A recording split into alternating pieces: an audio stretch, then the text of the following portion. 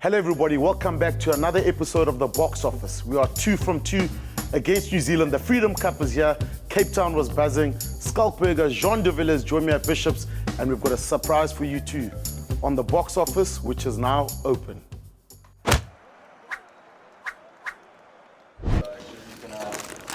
Okay, but how about you take longer and then we can't start? Because we had to introduce them to you, actually. I only found out today, Johnny Sexton was at the game. Yeah. Oh. I don't know what he was doing, yeah? He was with Came Gaza. to watch the Springboks. Yeah. It's his first time to South Africa. Yeah, I can imagine it. What? Ever. No way, He's that's never been to South Africa.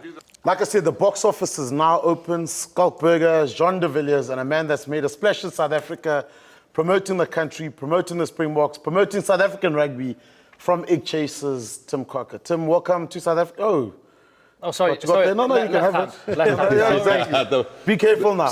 Be careful of the buffalo. Yeah. Cheers. Be careful. Cheers, man. It's good to have you here.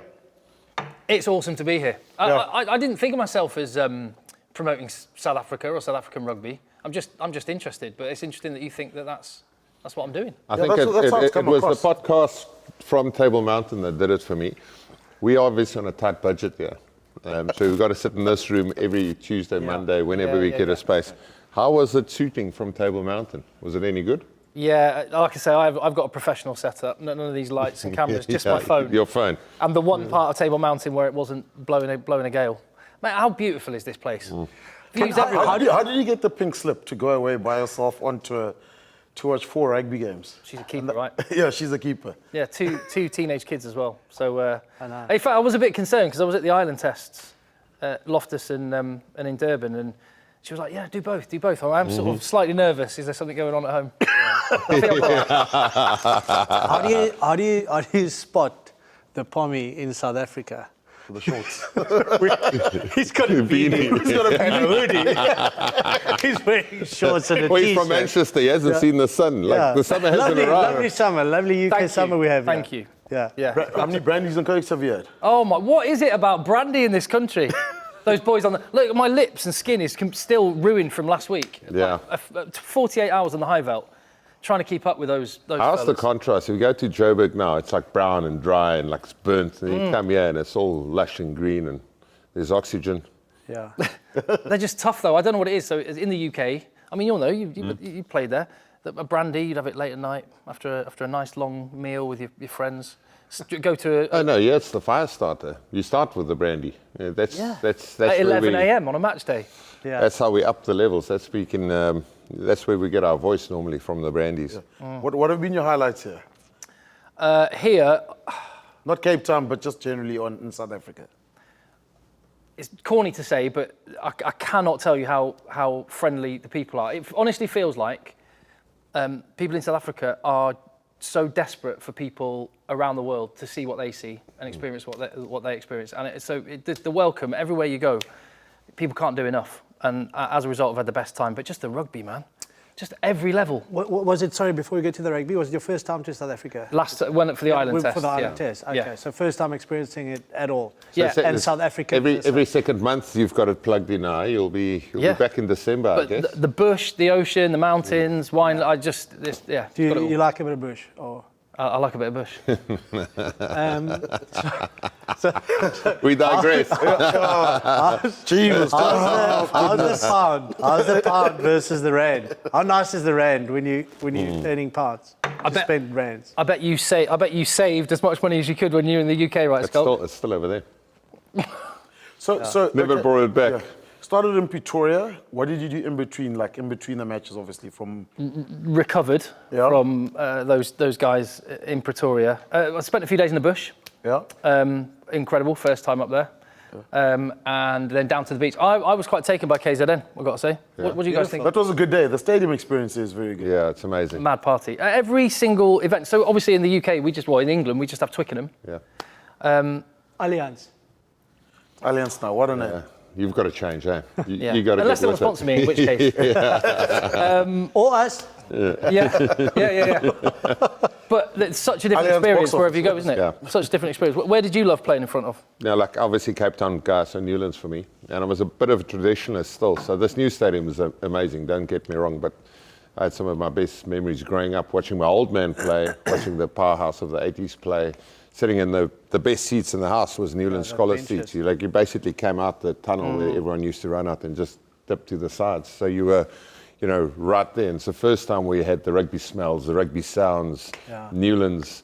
Newlands was one of those stadiums where the crowd was on top of you. What about, have you been? I've just went to the cricket stadium, but I haven't looked. You should go. Take a walk out, you know. Yeah, you should go into John the will take stadium and. I'll do that. But what's it like playing in front of because Pretoria, Joburg, the edge in the atmosphere? What is that like to run out to? I can't imagine the teams that come in. It was fine. Is he hosting the show? Should we watch? It was You're asking a hell of a lot of questions. It was fine when you. It was fine if you were wearing green, but Pretoria or Ellis Park wasn't fine if you were wearing the blue and white hoops of Province or the Stormers, the blue or black of Depends who you're playing Stormers. for. Pretoria's intimidating. When it Big was time. proper when Victor, Bucky's, that generation of players, it was a tough place to win then. Danny Russo. Yeah, it was a tough place to win back then. Yeah, so it was, look. And also you get the people Oh, good. next It's door nice that when you're a boxer. welcomes you so friendly as you go by there. Or, it was always nice driving in there as a Western Province bloke. You look asleep. No, Did you have a big weekend? I had a big week. We all had a big week. Can I just put something out I was there? actually thinking today, I'm happy this week. I'm actually happy the All Blacks are No, I was gone. going to say there might be a story there. I was actually thinking, I'm actually happy they're gone. It was the You last are I hanging can badly. comfortably say Not now. if Justin Marshall phones me now, I'm not answering. Yeah. And he was angry, he couldn't go to Cafe Caprice on Sunday. His flight was too early. His flight was Booked the too table for one He said, yeah. for lunch. He said, yeah, that's what he said. He said, I booked the table for one on Sunday. And he was angry. Most guys after the game want to go home as early as possible. Justin Marshall wanted to leave on a Monday so he could go to Caprice on Sunday. The referees were there. The English refs were there. Oh, really? Did you join them? No, I swerved it, and then it's only afterwards I've heard it's a bit of a thing, the Sunday night there. Yeah, it is. Lesson learnt. That's good. So what did you get up to? Was it recovery mode yesterday? Stellenbosch. Just go and see that. The wine. Yeah. Yeah. You know, Skalk owns half of Stellenbosch. You know, he's a big No, name. you think about Wellington. the wrong Skalk. Skalk Brits, he used to. Skalk Brits. until he collapsed on the golf course. Then That's a story for the ages. I think half of his inheritance got taken by his missus. Yeah. Yeah.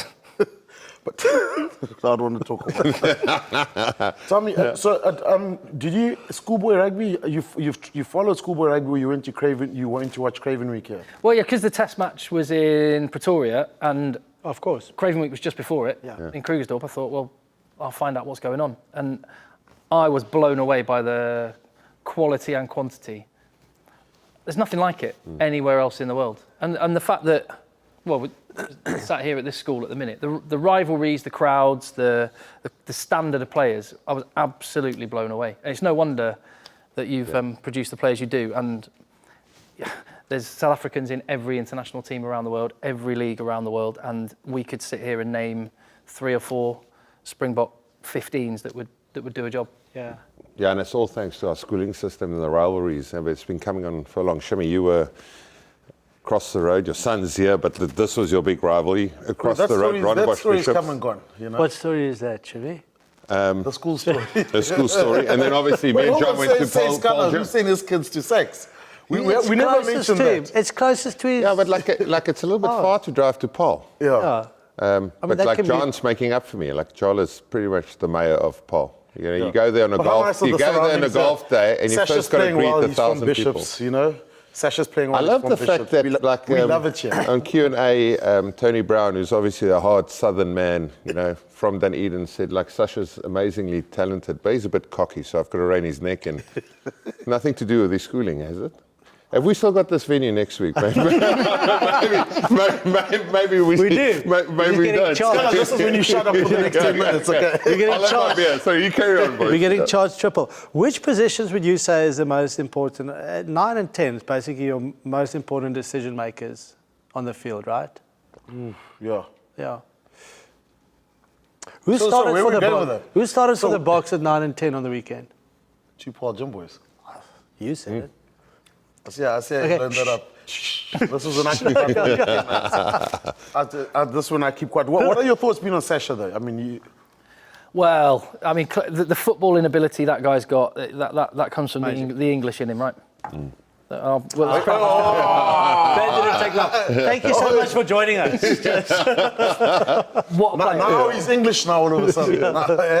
Just as John, you were just saying what are the two most important positions on the pitch. It's one thing I've been thinking about recently, that there haven't been that many, compared to other positions, that many great Springbok 10s. Lots and lots of really good ones, but when you talk about absolute top tier world class 10s, there haven't been that many. I don't know what you think the reason might be, but Sacha is very, very special, and I think when you look at what he's capable of, that's why you're seeing this shift in style from the Boks. Yeah, I've come Here comes to the. Bush James. I've come, yeah. What did you say, Bush? More no staying. Honeyball, where are you, Henry? Yeah, okay. Nasu. Nasu? Oh, yeah, Chivas, 10 drop kicks, okay. I've come Henry to Honeyball, the where's he? realization that Sacha is very much a potential next captain for South Africa.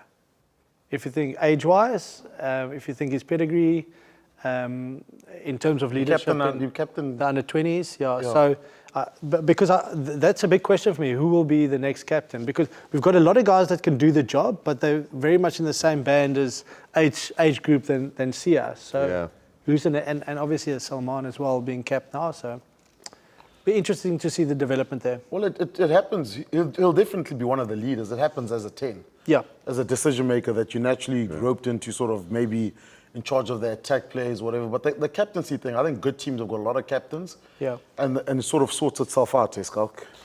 Is my 10 minutes over now? Can I come back? Okay, yeah, you can come back. Thanks. Say something nice about Bishop. Yeah, I think if you're a 10, you're a game manager anyway. You're part of the leadership core group because you touch the ball so many times. So much of what you see is important, what you want to do and where you feel the game's got to be played. Whether the captaincy will roll to him now, I don't think so. It's too early. Not now. I think potentially yes, and we still got to go through this transition where a lot of players in the same age group, touching mid-30s, 34, Makazole Mapimpi, Willie Leroux. Maybe I'm doing Willie injustice. Maybe he's 1 year younger or whatever. But in the middle 30s, some of us as we get older get better. Some of us, drop by the wayside, and I think. Who's left of that? Like for me, the Springbok team now, like the success of Sia is he starts every single test match for us if he's fit. Your captain's got to be automatic selection within that group. So I think you can see now with Sia the way he's been involved in every single test match. He didn't start on the weekend, and I think why the Boks would do that is like the emotional toll it will take on a youngster to play his first test against the All Blacks at Ellis Park, played out of his skin. There's going to be a drop-off. So you've got to say, listen, let's protect him. Let's bring him off the bench. It still had a big impact on the game. Like that middle scrum right at the end where, you so easily think they've got to back off, find space in the backfield, put the chase line up. The fact that he saw Perinara was a little late, you took the number 9 on, skims him, drops it on his left boot. You get the same result just through running instead of just kicking it off first phase. He's got something special. Don't get me wrong. Sorry with my comments. Sorry. By no account did I say that he's the answer in terms of leadership. No, I'm saying looking at post tracks now. No, post 2027. Yeah. I'm just saying looking into the Like succession I planning. think it's for definitely the a long group. way away. Yeah. If you look at like another big game leader, I feel if he gets selected when he comes back from injury, Damian Willemse is also a leader, natural leader, takes charge whenever he plays for the Stormers, when he plays for the Boks. Yeah. Like also so versatile. So like he comes back into the mix for the Boks, which he should. I mean, we've got lots of options then. Chasing the Sun 2 is going to debut on the RugbyPass TV on Friday the 13th, and you can watch it for free. Tim, your favorite moments of Chasing the Sun 2? It's appropriate that it comes out on Friday the 13th because that semi-final was Scary. was a nightmare. No, what a series, and favourite bit. Actually, I love the bit. I think it was in the build-up to the French quarter-final. Rassi just walking around the training field with a speaker playing La Marseillaise the whole week, and I absolutely love it. And the kind of paranoia, which is probably justifiable, bearing in mind you're in France, the home of the hosts. Going up and covering every camera. That game was the best game of rugby I've ever watched, and the build-up to that focused on the scrum. That episode alone is worth tuning in for. I suppose for me, it's the backstories of all the guys. You know a lot of these guys, but you don't know them personally. when they go into it, besides the rugby is the rugby, but getting to know someone, where they grew up, how they fell in love with the game. You look at Bongi, how he sacrificed, in terms of trying to get it to the Springbok, and then you look at the emotion afterwards. So some really good stuff. So Chasing the Sun 2 on RugbyPass TV, Friday the 13th. You can watch it for free. Almal is bang. As jy bang is, sê. Ons maak 'n plan. Yes. The rest of the world will never understand what it's like to be a South African. The time has finally come, South Africa. This pool has been described as the toughest at this year's Rugby World Cup, and for good reason. When you go in as hard as you can for me. The energy that you have, that hunger that you have, the desire that you have, that you want to someone up. We're not going to do it anymore. That's lying to South Africa. Even if you're down by how many points, the refusal to be defeated is not an option in this team. Charged down by Cheslin Colby. You guys are preempting what they're going to do. That's why it doesn't work. Left more. Back to La Fosse.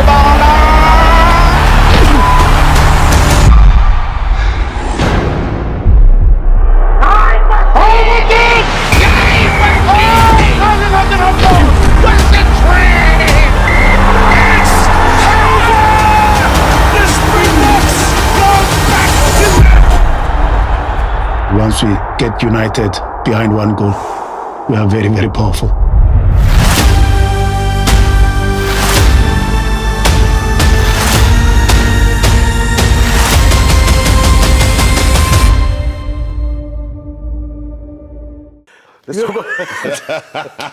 Let's talk about the game now. Yeah. There's mixed opinion. I sort of walked out the stadium. I thought fantastic game. I enjoyed it. There's tension at the end, a bit of back and forth. Yes, there were plenty of mistakes, but was it a good game? It's weird. Like some people thought it was world class and exciting. Others thought I thought it was a great game. I don't know. I also walked out, and I wonder what people's expectation is. You're playing the All Blacks. I guess if we have the perfect game, we're going to put maybe a greater than 10-point margin past them. Yeah. But I don't think our box side at the moment with our transitions quite there. But these two games were exactly the same. Certain areas of our game malfunctioning. For us on the weekend it was line out and breakdown. Yeah. And then also, like, we play rugby from deeper, which is on a lot of the times against All Blacks. We know they defend quite tight. They stack the backfield quite heavily, so it's easier to run out of it, like we did with Damien McKenzie in the second half, the 2 missed kicks from him, where our transition took us ultimately straight into their 22.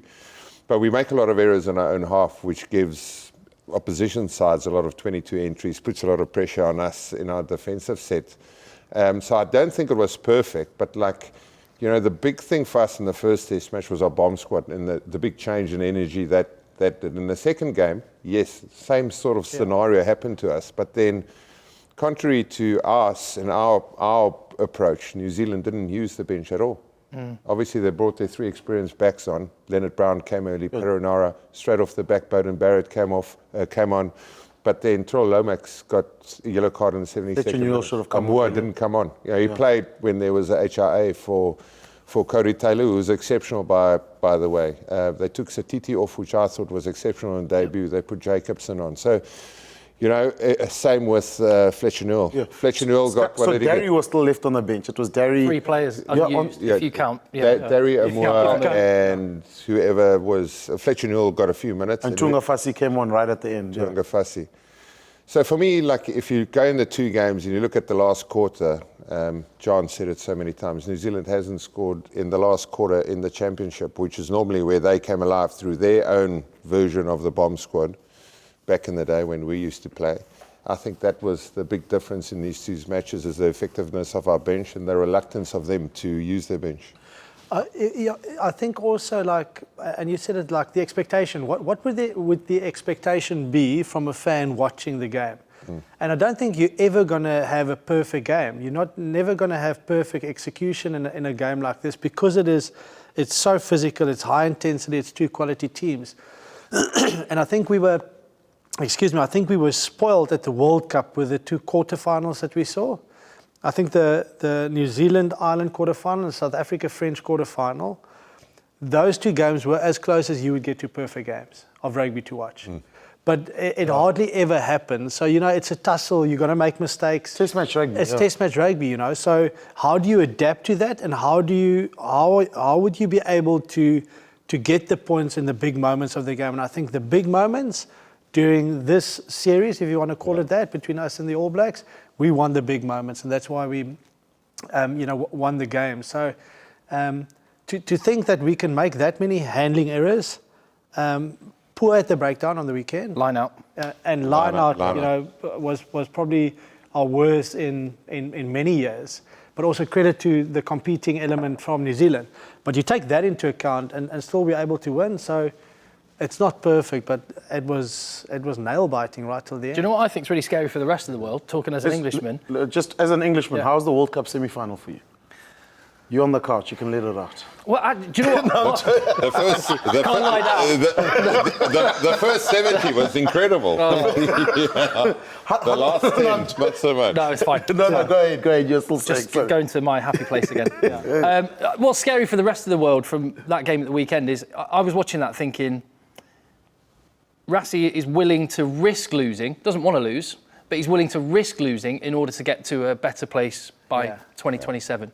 And that's what I find scary, because you're right, there were lots of errors, the offloads off the deck weren't working, they were putting themselves under pressure, but it's a bigger plan going on, as it always is. And if they can find that extra gear to add to the power game, like if they were playing in a World Cup, they wouldn't play like that, like they did on Saturday. They'd have more balance. Because New Zealand, for most of the game, had 14 men in the defensive line because they knew there was no kick coming. If this is our trend of evolution, we will do in the World Cup. If we do this for 4 years, we'll play like that in the World Cup. I think but that's if the World Cup finals tomorrow, we'll go back to our trend. that's that mind shift as well. And I think the example that you used of Sacha having a go in his own half with 6 minutes left in the game is a good reflection of that, showing that there's a mind shift in terms of the way that we want to play and what we're comfortable in doing.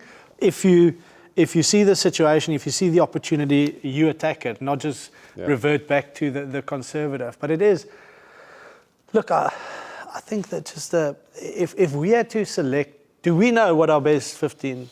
No, and I also think that the look, you know what our best front row is? The front row is quite a simple one you could select at. Yeah. Eben definitely is in all day long. And then one. Roanoke is obviously coming. Let's say everyone's fit. Let's say everyone's fit. Yeah. We've just got to remind us who the hell is injured, because there's so many of them that's not available to us at the moment. You could pick probably, I reckon, about 80% of the pack. So you go with the same front row that started Eben in. Obviously, lock at 5, you'd have to. That's Sia, Peter Steph, and probably Visa. Yeah. Yeah, I would say Visa. I mean, he was impressive. He was out for 6 games, which, I mean, what was it, like 8 weeks in the time frame? And his first 2 outings back was outstanding, I thought. And I suppose the biggest one, and Faf nailed down that position for a very long time for us now. But 9 has become a very open position. Open position in terms of. Yeah, what have we seen? We've seen four different. Five. Faf, Reinach. Mornay, Faf, Reinach, Jaden, Grant.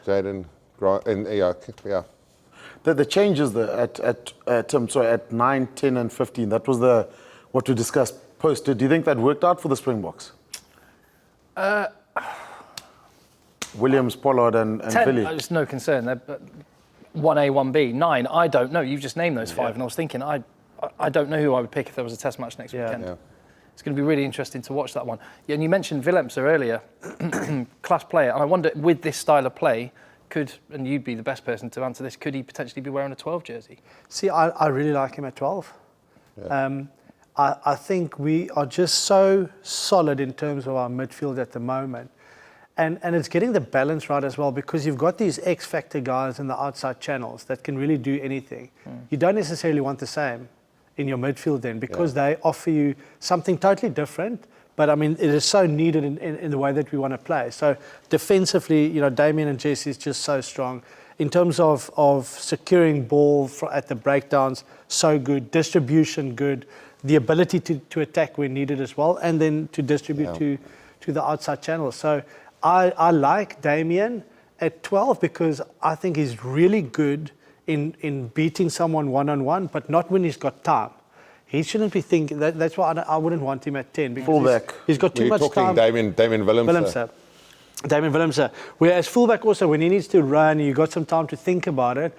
I don't think he's at his best in. I think he's at his best when he's got defenders in his face and he needs to just react to it immediately because he's got the ability to step a guy, get an offload away. He's physical. His close contact skills are amazing. But like, he would have been the best fullback in the World Cup last year, surely. Yeah, he would have been. He's still great. He's still great. He's obviously injured, but he was the best fullback in the World Cup. Like for me, like in the past, the way we attacked, you can only pick Esterhuizen or Damon de Allende. It didn't open up that role for anyone else because it was straight off the base, run, bang it up, bang it up as far as you can. We saw against Australia in the second test match in Perth, we picked Lucanio because 12 now is a bit of a playmaker. All of a sudden we see Damon Dale in a pass. All of a sudden we see Jesse Kriel's decision making on attack. I mean, he's had more carries in this 4 games than he had the entire last year. So like the thing about Damien, like it opens up the 12 if you want to, but also like that old cricket analogy where all-rounder balances your side. Like the bomb squad initiated when we could pick Frans Steyn as your back to cover 10, 12, 13, 15, and you can shift someone else to the wing. And Damien on the bench, when he comes back, gives us proper balance to our team. And I suppose then having a Grant Williams or Kobus Reinach as well with a pace that can cover wing. Back three. I'm excited to see, I think we'll see Lucanio Kane and Moody in the midfield also, for our next test. When is Esterhuizen back after? What do you know? Who told you this? No, I'm just... got the wheels in that back line. You've gone, you've just... Okay. Yeah, they're proper games. You reckon for the Argentina game away? Yeah. Where's Esterhuizen, guys? Because the suspension's over. Is it over? It should be over now. It should be over. What did he get? 2 games? 2 weeks? Yeah, 2 or 3 weeks. Yeah. But, I mean, as a combination, those two... Yeah. But I think 13 eventually is Kanan's best position. Yeah. I think he can really do well there. Obviously played on the weekend, made some judgment errors in terms of the defence. The more he sees the same pictures at 13, the better he'll get. Talk about the far-off debate. Let's talk while we talk on selection. The Sacha versus Andre debate. Is Omani Lebok? Omani Lebok still there? Yeah. Can you remember a guy called Siamasuku? Yeah. Yeah. I saw him playing yesterday. Yeah. But I mean, he was like... How do we, I mean, future-wise, is horses for courses. We've seen now who's in the pound seat at the moment. I think we're in the privileged position, to always have Hunter in the mix if we seem it, feel like it. Like if you go to Perth and it's wet and you need someone to control it through the boot. We saw it in the World Cup, was it the England game, the semi-final? Mani Lebok starts, he got ripped off after 20 to play the conditions better through Andre. So, I think it's all part of what Rassie feels is going to be, we used to call it AI, it's now RA, Rassie intelligence or rugby intelligence. I've watched a lot of Andre Pollard in the Premiership. And I think sometimes when there's a new player like Sacha, you judge on the potential. You sort of think, if he's this good now, imagine how good he'll be in 5 years. And you sort of forget when Andre's a known quantity, you sort of forget just how good he is. Yeah. He is world class. You remember the Ireland game when we were behind? Who got us back into that game? It was Pollard's kicking. Yeah. The one in Durban. Yes. That was him. He single-handedly almost won that game for us because he was so accurate. And we needed every single kick to go over. And our semi-final without Andre last year, we wouldn't have made. Yeah. So I think we spoilt in that regard. But then you've got a guy like Mani that's such a great attacking. He's due around somewhere along the line. He'll probably get a start and against then, Argentina as well. We forget that we did an end-of-year tour with Damien Willemse as Flav. We hammered Australia with Damien 2023. Australia with Damien Willemse. No, well, Damien at fly-off against England, was it, 2022? Yeah. End-of-year tour. Yeah. He was sublime. He was incredible. Drop kick, created the try for Cheslin or for Kurt Lee to score. He was amazing. The beautiful one. Yeah. The 5-3 split? Depends on the makeup. Injuries come here. I suppose that's injury dependent. I think we looked at it before, and like the one for New Zealand, like we debated their experience they've got on the bench and their backs. We didn't really touch on their 5 forwards, but for us, having Kwagga Smith, Ulrich Lowe, plus our front row, Malcolm Marx, again, massive impact on the weekend. I think that overshadows what the rest can bring. But I guess like that's where we won the game, was in the last 20. So you can't really fault us for going for the 5-3 split. The balance was much better. The balance was perfect for us on the weekend. The only thing that I did question, we actually What do you said mean it was much better? We've won 2 World Cups with the bomb squad. in terms of who we had available for selection on the weekend. Just clarify your point. And that is why, thank you for asking. That's why you're such a good host, Shamim. You helped me with You that. should clarify your point. Thank you. I thought they could have gone with when Kwacha and Elrich came on. We were actually discussing it to potentially move Peter Steff to lock. And take Reinhard Nortje off. And then you could have kept either Sia or, because I thought Sia had a really strong game as well. Strong game. And we know he normally only goes 60, but he had a strong game. Then you could have gone Sia, Elrich, Kwacha, which could have been and you have a very mobile pack with Peter Steff. Can I just say on this, Shimmy, how good is it that this is even a conversation? A couple of years ago, no one talked about the composition of a bench. And that innovation, we sort of take it for granted again now, but to be fair, the Boks have completely changed that. What's our boy in the former coach that made the comments about the bench? About what? Williams. Discriminating against the backs. Matt Williams, They're not keen on the bench, hey? No. But I think if you're New Zealand now, I mean, part of your discussion will be their bench. A lot's been made about ours. But why should Terrell Lomax first fight against Ox, then get Gerard Steenekamp, then concedes the yellow card in the 72nd minute? Scrum penalty, yellow card. I don't know. I thought there was some coaching error from the All Blacks in terms of the timing of their substitutions. What they made, they picked a strong bench with experience, and then sort of you expected Barrett's going to come. Are you having a go at the coaches? No. I'm just saying there's coaching error. I think. I guess if you raise it, you go whatever I coached, we got enough reward in the first half. Both games, the Boks had to chase them in the last 20. It's about how do we manage that last 20? Where did we go wrong? It's a 23-man game. Did we have the right composition of our bench? Would you take that personally if you were a player, though, and you didn't get used? No, I don't rate you enough to even get a minute. He's qualified to say. Get me on the gun. I played one test match where I got I think I only played like 4 of the bench in my career, but one where I was selected on the bench and not used. It was a humble brag, by the way. No, I'm joking. I made the bench at least. Where I wasn't used, and that was the Lansdowne Road one, 2004, when Raj scored. You didn't come on in that one? No. 23 was Ashwin and Brayton, And the centres were the Vet and Marius. Marius. So, I mean, it's terrible. But look, it's terrible for a game of rugby. We prepared just as hard as the others. You warm up just as hard as the others. You stress just as much as the others, and then you don't get, you don't go on. You don't get a cap. But also, when you're selected on the bench, it's a different mentality. You watch the game unfold. Sometimes you've got to lock it down and take it home. Other times you actually got to go chase it. So you need experience there, but also you need enough time to make that difference. Yes. You can't get 5 or 4 or 3 or sometimes you can have an exceptional 10. And that's where the Boks go. There we go. Go have your 35. Go have your 30. Go have your 25 minutes. Make an impact. Also, if I was Terrell Lomax, it's unheard of for a prop to go that long. He'd have been probably going like having a little look. He's looking, what's going on. But look, I think that's one thing, Rassi, the role clarity in terms of funny enough, the New Zealanders when was it Graham Henry and Steve Hansen were coach? Remember that Charlie Farmer, had come on, they'd always change the hooker. It'd always be a Victor Vito, then that's when Barrett would. So and they'd win there was a stage where the last 20 minutes they were the best team in world rugby. The last 20, and they just did it purely because they had the personnel. But you've also got to give the guys the opportunity to do it.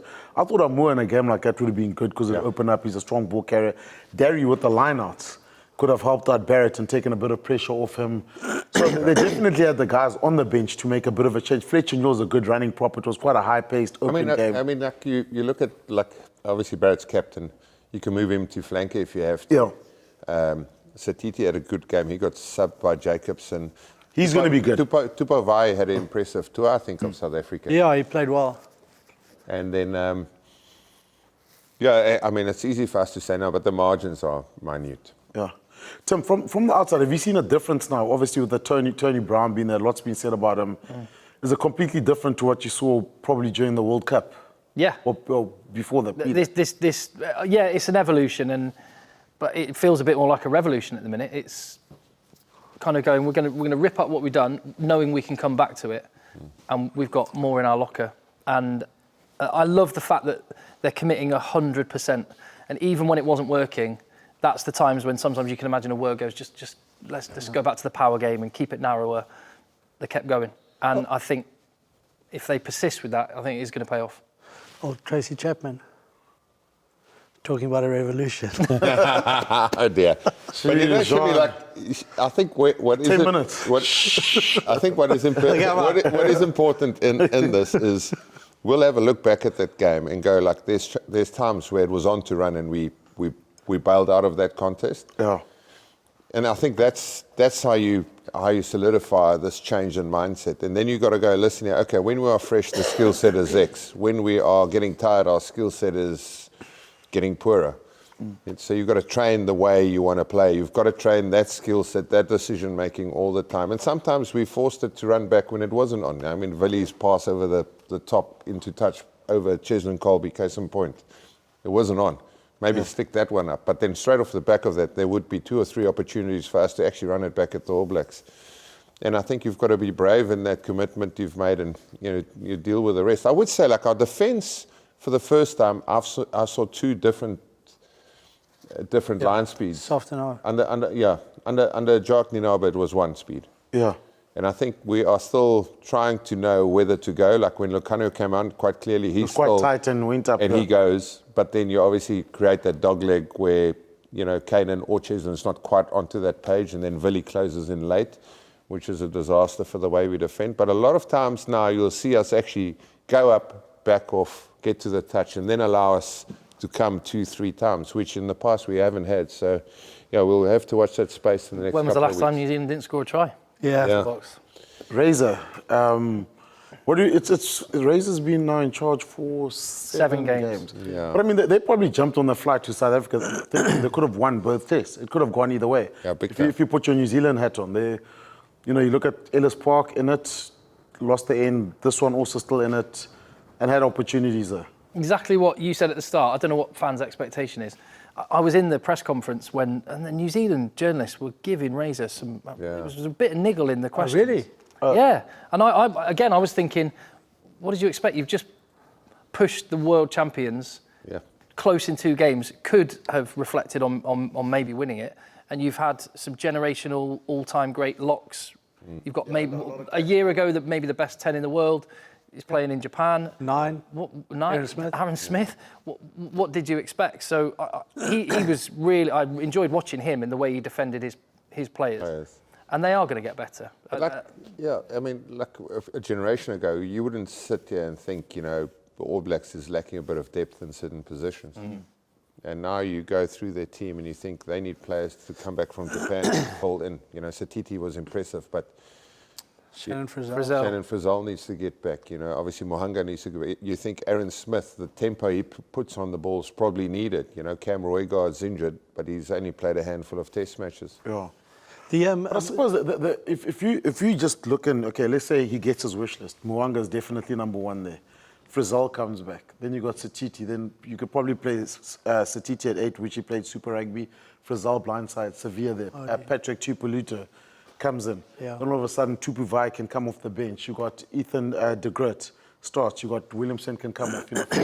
Granted, Amoa's back. Dalton Papali. Dalton Ethan Papali. Also not, it's just off the by the way. Then it's a different look. Remember, Dalton Papali injured, Ethan Blackadder injured, Caleb Clark injured. So you take the loss post-World Cup of players that either retired or not available, plus the injured guys, and then it is a weakened side as such. So you need to have perspective with these things. And I actually had a chat with him prior to the game, before the game, and talking about, and I said, like for example, people just judge you on the result. So take for example the second test match for us with Ireland. Does it make you a bad coach when Kieran Frawley kicks the drop two of goal, his best and they drop win, kicks ever, yeah. and they win the game, now you're a bad coach. If he misses, then you're a good coach. Yeah. So is you being a good or bad coach based on someone else's execution? Yeah. Yeah, It can't be that. So McKenzie gets that kick. It's worked They like win that. it, then It's worked suddenly he's like a good that coach. Yeah. since inception. They win that line out at Ellis Park instead of going for the corner. Yeah, well, they kick get for points. They yeah. score the try with a line-out play through the middle. You know, Please, can we play them at Eden Park next year? I promise you, know. that's going to be a big thing because everyone's saying teed Yeah, up. no one's winning at Eden Park ever. That's done. They have to put the record on the line. don't they? They have to put that record on the line. And a lot's going to be said about New Zealand rugby if next year the schedule It's comes not out. even Eden Park. We went to the Mount Smart in Auckland and got absolutely smashed last year. Up the wires. I don't think if Auckland's the place you want to go to, but they can take us to Wellington anytime. Wellington will be happy to go. But I think it will say a lot if they're trying to protect their record and they don't take us to Eden Park next year. They have to. It has to the happen. challenge. Are you putting the challenge Yeah, out there it for has them? to happen. It has to happen, Scully. I'd love to go with Shimmy. Yeah, I was there If last they- year. We had a good time in Yeah, we had- Auckland. yeah, we had a I'd good- love to go back.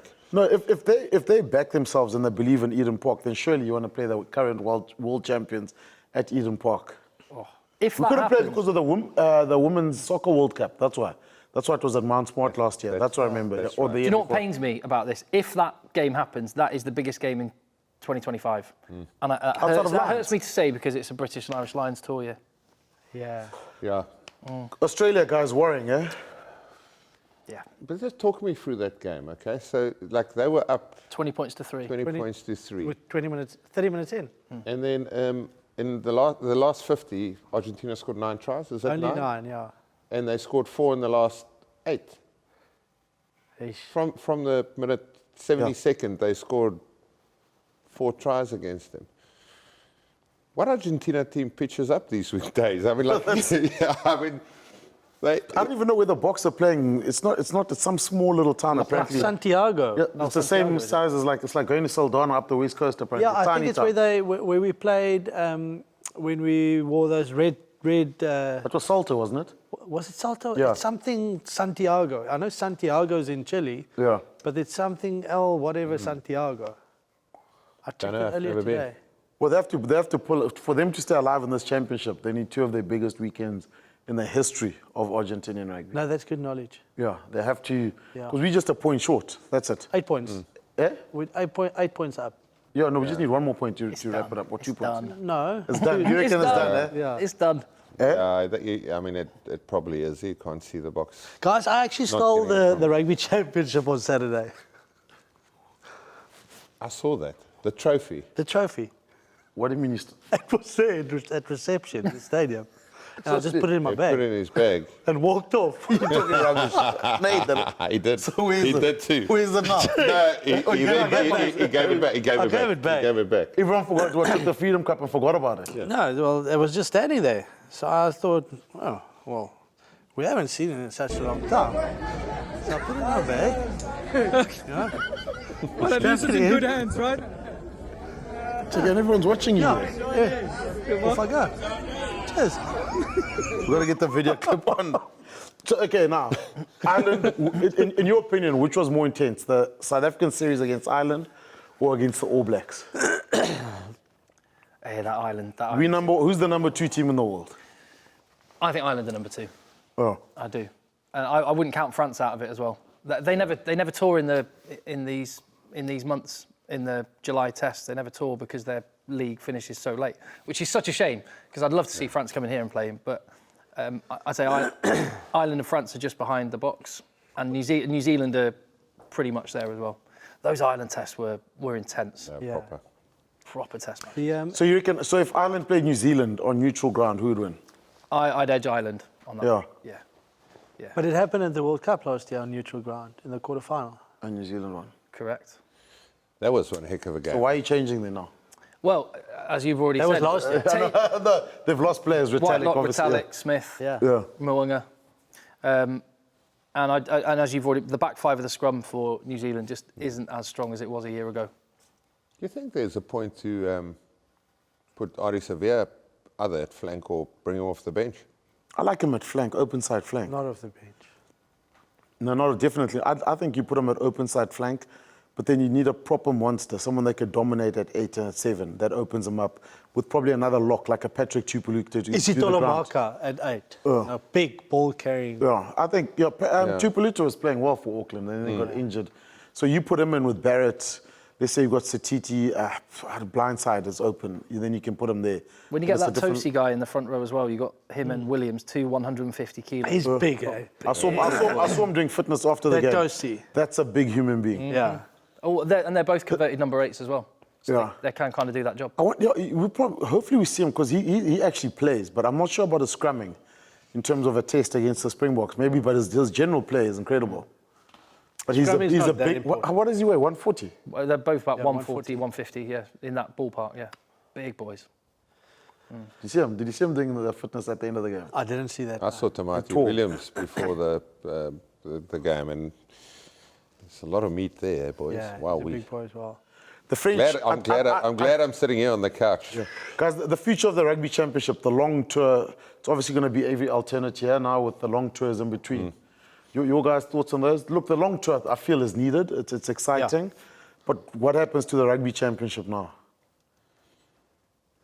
Yeah, I think it goes. I mean, like the nice thing about the long tour, it gives us and people the opportunity to go with. You can't follow, I mean, you've done it from the UK, but for us, you can't follow Tri Nations or the TRC. It's too hard, it's too quick.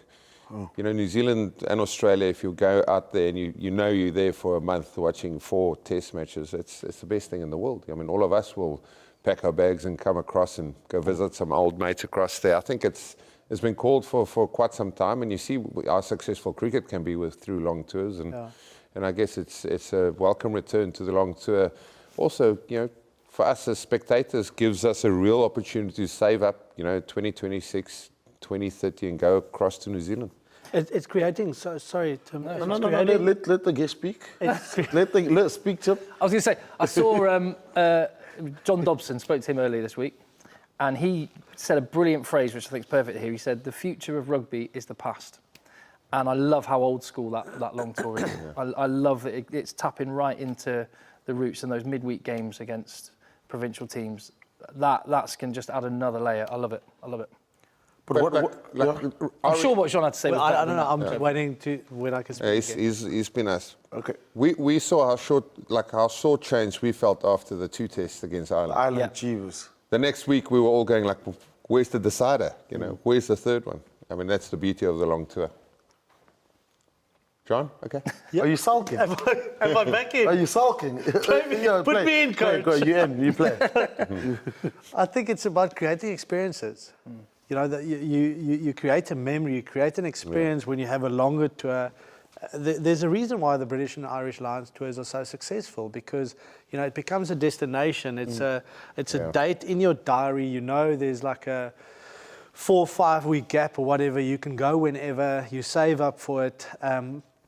And also it becomes, and we saw it, on the weekend, is that it's not every year. All Black South Africa, All Black Springbok Test match in Cape Town, we've only seen 4 in the last 20 years. Yeah. But when it comes, supply demand, prices go up, you sell it out 3 times over. And I mean, that experience on Saturday. How good was it? Guys, that was not just the rugby. That was the pre-show, and I mean, well done to everybody involved. That was exceptional. Exceptional. But also, we sort of take it for granted, you know, like a lot of people say, geez, we saw the haka for the first time. Yeah. You know, you're like, wow, you know, how many times have we seen the Scala? Thousands of, you know what I mean? And people enjoy the experience. But I thought Saturday was special in terms of what was put together. Cape Town, like we haven't had the greatest winter. We turned the weather on as well, which made the whole experience, like that stadium and Cape Town presented so well. It was incredible. Yeah, no, it was. Did you run home straight after the game, or? It took me 2 hours.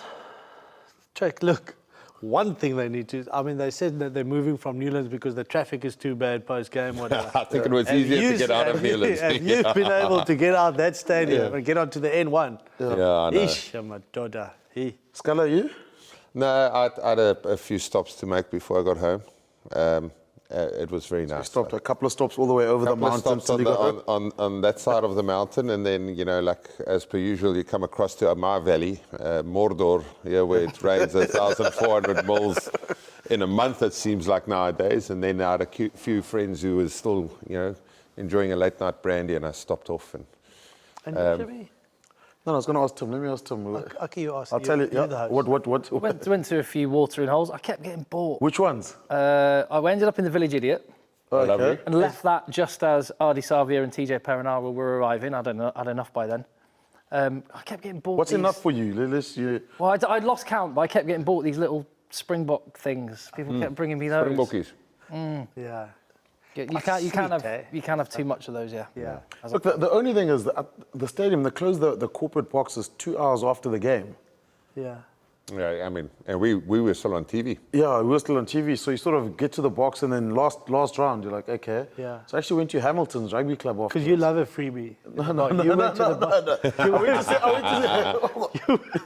went to the What, were you drinking protein shakes on the way home? Or? No, I wasn't drinking. I was We with were my shooting family. a reel in the car of him drinking a recovery. Shooting juice. a Dove reel or whatever to send it out. Yeah. Exactly. So, it was Mercedes. Mercedes. So the corporate boxes shut quite early. Went to Hamilton's, went to Manos for a little bit, and then Athletic Social Club. Hello. And somehow miraculously I woke up as he's there at home. I'm home. Yeah, at home. So it was. Honey, I'm home. You played a little bit of catch up, and then I overtook a couple of people. Yeah. But it was a good night though. It's always difficult after the games to find where to go to. Yeah. I always have my favourite times in the week, building up to a test match. Yeah. It's a bit of a downer actually post-game because also you emotionally quite tired. Yeah, you're tired. A long day. Like, I mean, if we had we're actually working, eh? I mean, if we weren't working, like I mean, I would have had the longest lunch the world's ever seen and somehow make my way to the stadium. But unfortunately, we're not that privileged. Tim, what's happening in England? Allard gone, Felix Jones gone. Who else? Kevin Sinfield's also gone. Has he though? I mean, he was meant to go and then he wasn't going, and he had Felix Jones's old job, which made me wonder whether that had something to do with the fact Felix Jones said I'm going, because I thought the guy that had my job was meant to be gone. What's going on? Was Kevin doing attack Kevin Sinfield? Clive Woodward's coming back. We got some issues. Premiership starting again. We obviously, and you'll understand how massive a deal it was that 3 teams went under a couple of years ago. Yeah. There's financial problems. Hopefully, they've just announced this new deal with the RFU and the Premiership clubs and a bit of clear funding. Hopefully, that means we can build some solid foundations because it's been a bit shaky. But it's still 10-team. 10-team Premiership, which starts in a couple of weeks. Yeah. But the thing is, with the England team, everything looked. I mean, you saw them on tour. Borthwick was slowly changing the players around. Yeah. It looked good. It looked promising. And then this bombshell now with all these coaches leaving. And what did Felix start again? He said there's an unstable environment. Yeah. I mean, it's a source said, so we haven't heard anything. He hasn't said a word, and England hasn't said a word officially. But yeah, there's something going on. It is a strange one, because he got promoted only a couple of months ago to assistant coach from defence coach. Oh, really? So is that like a big thing? Steve Borthwick was talking him up. As you can imagine, you guys know him. Yeah, we heard. It's like, he kept going on about him, Borthwick was just... you don't hear him talk like that about really anyone. And he was talking in the highest possible terms about Felix Jones. So, yeah, bombshell. And no rumours of potentially going somewhere else, Felix? Maybe just getting a... I wouldn't be surprised if he pops up with the British and Irish Lions next year. Nice little 8-month job with Andy Farrell, potentially. But he's going to be in demand, isn't he? Yeah, he will be. Sean Edwards also heard might be leaving France. Is that true? Yeah, he's been wanting the England job before, but he's always thought of himself as the main man. Yeah. I think he might have just accepted he's going to be somewhere in the setup. And I'd love to have him back with England. That'd be great. So the Premiership starts in 2 weeks. 21st. Who's your team up there? Genuinely don't have a team. My local team is Sale. Okay. In Manchester. Yeah. So keep an eye on them. So did you play rugby growing up? Yeah, like semi-pro National 1 level, so third. Who did you support then? Well, I was playing, so I didn't support anyone. But so growing up as a kid, did you not support the team? No, I honestly didn't have a team. Honestly, didn't have a team. I used to follow whoever my brother was playing for. Who did your brother play for? London Irish, and you can't support them. I can't. They don't exist anymore. I would say London Irish. Guys, but on a serious note, it's bloody devastating what they've gone through there. Yeah. Like, I remember when I was still playing there, not too long ago, but like they were considering just closing the league, making it 13 or 14 teams, and let's close it, get rid of the promotion relegation. Because at that stage already, half the teams that actually got the promotion, couldn't afford to go up. Straight back down. I'm looking forward to a rejuvenated Leicester Tigers under Michael Checker. Checker knows how to win. That's one thing. That'll be fun. And just some fun from him. I think he's a good character for any competition. He had massive success with Leinster. Yeah. When he was there, obviously stud front say a little bit. What do you think of Bath? Keeping some momentum under Johan van Graan. Yeah, I think also. Because I think their previous final they played against, they lost against Saracens, must have been 2015. And then they went through a whole heap of trouble after that. It's a good comp, the Premiership. It's a great comp. It's a great comp. Do you know what I really want to see, though? I want to see South African teams going deep into the Champions Cup and the fans in this country getting a feel for just how special that competition is. You understand, yeah? Cape Town gets good crowds. Yeah. Pretoria, remember Saracens went there, Toji, Farrell, the whole gang. It was. You know, Scully, you might have commentated on the game. There's hardly anyone there. You know what was people don't understand. I think the first, the people can't understand it just yet, but also it didn't help that first year we were playing with the cross pool, the weird setup. I mean, last year we went back to a more traditional setup where, listen, you've got your pool of 4, then you go into whatever round of 16, and then you crack on quarterfinal. And like for these guys who watch football, they've got to see it as a Champions League. Yeah. But how does it work this year, the comp? I have no idea. I think same as last year. Same as last year. I just wanted to make a point. You just nailed it. That is you made your point. Thank you. But the thing is, when you watch... Thank you, Shimmy. Thanks for the compliment. When you sit and you watch it here, and you watch a big French team playing against the English team, it's one of those things where you actually feel like I'd love to be in that crowd or be in that town for that. Those French stadiums, they are mad. So anyone just like thinks it's not a big deal, then they must just watch the trophy tour of La Rochelle. The 2 years they won it, back to back. Just have a look at those YouTube videos. But also it's they make unreal. Toulon also? They make an effort. Toulon on the port there also when BH was there. BH11. Same. La Rochelle makes an effort of actually, I mean, when they came over this year, I mean, they brought the A team. Yeah. You know, all the big names, Dante, whatever, and Raj as well puts in massive effort to create that specialness about the comp. Okay, we're going to have Box Office Rewind now. Scala, you made history, or a few headlines with the new PLC HLA show, especially with your battles against the infamous Henry Tuilangi. Talk through your memories of this. Oh, no, I just, my only memory is I saw the biggest human I've ever seen. And it actually started with a warm-up. So Jacques Fourie, obviously ever the prankster, said, listen, guys, he just went out and he saw the biggest bloke he's ever seen, Tuilagi. So then we went into the match program and we were like, okay, there's quite a few Tuilagis in the team. And then obviously we all knew of Alessana, didn't know Henry that well. And we're walking out the tunnel and, you know, it's the first game of the World Cup. It was like the first game on the Saturday, the trophy's there, the Webb Ellis, and we're all standing next to each other, and Victor taps me, and the Springboks probably goes 1 to number 23. Simone's side is all mixed up, and we look to the left, and he says, no, he's not so big. And for some reason, their line was faster than ours, and he walked past, and he went number 11 on the back, so it was obviously Alessana. So then all of a sudden, we started looking back, and I didn't actually see him before the game. Next moment, there's a line out on the halfway line, and the trigger was Henry, who started pretty much looked like he started on the goal line. And we used to line up quite wide, but Pucci James was like on the other side and said, there's no ways I'm tackling that thing. But 8 is yours. 8 is yours. There would have been 1 or 2 thirds. You say, Scala, there's not an if I'm touching that. There's not a fucking chance I'm tackling that. That's yours. So like I'm standing there, Big Henry runs. As he starts running, the ball comes in and he hits this thing at like terminal velocity. So like I actually get a little bit of an angle and I sort of jump on his back, but then poor Donny Rousseau was sitting there. Anyway, it was one of those moments where, like, you know, like trying to put your foot in between his legs to topple him over. And that was just the start of it. I mean, he came at us for the next 60-odd minutes. Absolute beast. He was a beast. Absolute beast. I've never seen someone so wide, Shimmy. Yeah. And there's a photo with him and the Duplessis brothers, Bismarck and Yanni. And it's all the Tuilagi brothers. And I mean, Fred is there and Alessana is there. But then Henry is as wide as this couch. This is a one-seater, boys. Yeah. I got his. You must have played with him at least. I played with Manu. Yeah. Manu. So I arrived there. So now I'm on by myself. I was there for 2 weeks or 3 or 4 weeks, and then flew back home and then fetched the family. So I arrived there Saturday, all alone, house, get a phone call, Manu, no, come, we're going to go for a couple of drinks. So I arrived there. My introduction to Leicester is Manu and Freddie, okay, oldest brother, and Logavi'i Mulipolo, okay, Logo. With the blonde, with the frosty tips. Yeah. And we go drink for drink, okay? To this day, I still don't know how I made it home. After that, how many games did you play for Leicester? 2. Scored a try as well. Sense now. 50% score rate, then retired.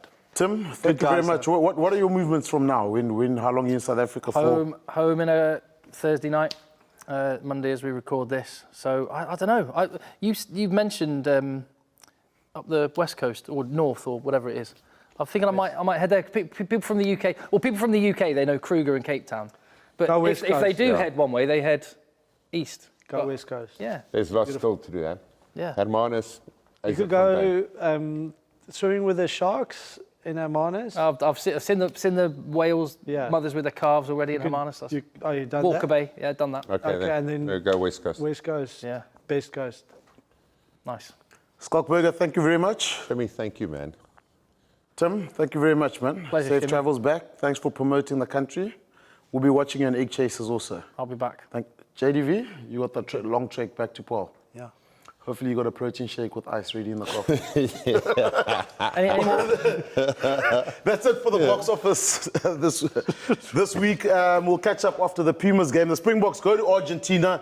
We are on top of the world at the moment, 4 in a row with the Freedom Cup. Hopefully we can get the Rugby Championship. The box office is now closed. Freedom!